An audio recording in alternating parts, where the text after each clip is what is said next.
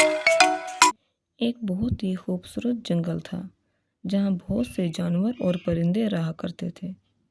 یہ سبھی جانور اور پرندے ایک دوسرے کے دکھ سکھ میں شریک ہوتے اور کوئی بھی کسی کو تکلیف نہیں پہنچاتا تھا۔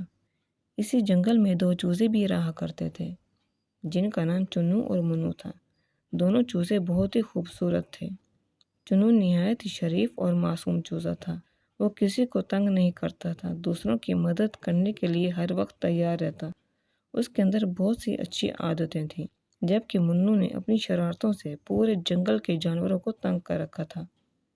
سبھی جانور منو کی وجہ سے پریشان رہتے تھے۔ انہوں نے منو کو شرارتوں سے باز رکھنے کی بہت کوشش کی، مگر اس کے سر پر تو جون تک نہیں رینگتی تھی اور وہ اپنی حرکتوں سے تو بالکل بھی باز نہیں آتا تھا۔ منو دل ہی دل میں چنو سے بہت حسد کرتا تھا۔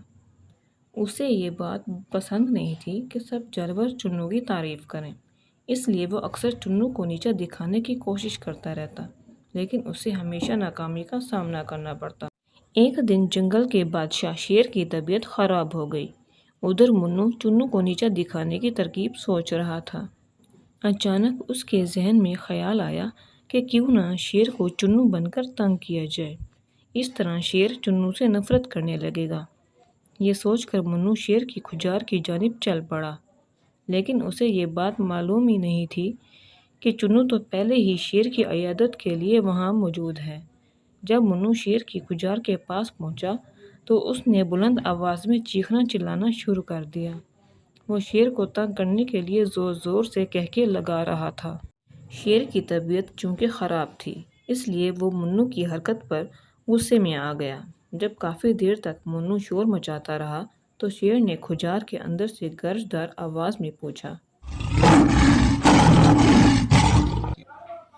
کون ہے جو باہر شور مچا رہا ہے؟ کیا اس احمق کو معلوم نہیں کہ جنگل کے بادشاہ کی طبیعت ناساز ہے؟ شیر کی غصیلی آواز سن کر منو دل ہی دل میں بہت خوش ہوا اور اپنے آپ سے کہا، اب مزہ آئے گا۔ اور پھر دھیمے لہجے میں بولا، بادشاہ سلامت، یہ حرکت چنو کی ہے۔ اگر آپ کو یقین نہیں آتا تو آپ خود آ کر دیکھ لیں۔ شیر منو کا جواب سن کر دہاڑتا ہوا اپنی کھجار سے باہر نکلا تو چنو بھی شیر کے پیچھے باہر آ گیا۔ ادھر جنگل کے باقی جانور بھی شیر کی دہاڑ سن کر اکٹھے ہو گئے۔ منو نے جب چنو کا نام لیا تو شیر فوراً سمجھ گیا کہ یہ تو منو ہے، کیونکہ چنو تو اس کی کھجار میں پہلے سے ہی موجود تھا۔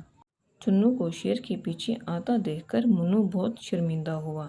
جنگل کے تمام جانوروں کے سامنے منو کا جھوٹ پکڑا گیا تھا۔ اب منو کے اپنے جھوٹ کی معافی مانگنے کے سوا کوئی راستہ نہیں تھا۔ منو نے چنو سے سب کے سامنے معافی مانگی اور آئندہ جھوٹ بولنے سے توبہ کر لی۔ اس کہانی سے ہمیں یہ سبق ملتا ہے کہ حسد کرنا اور جھوٹ بولنا بری بات ہے۔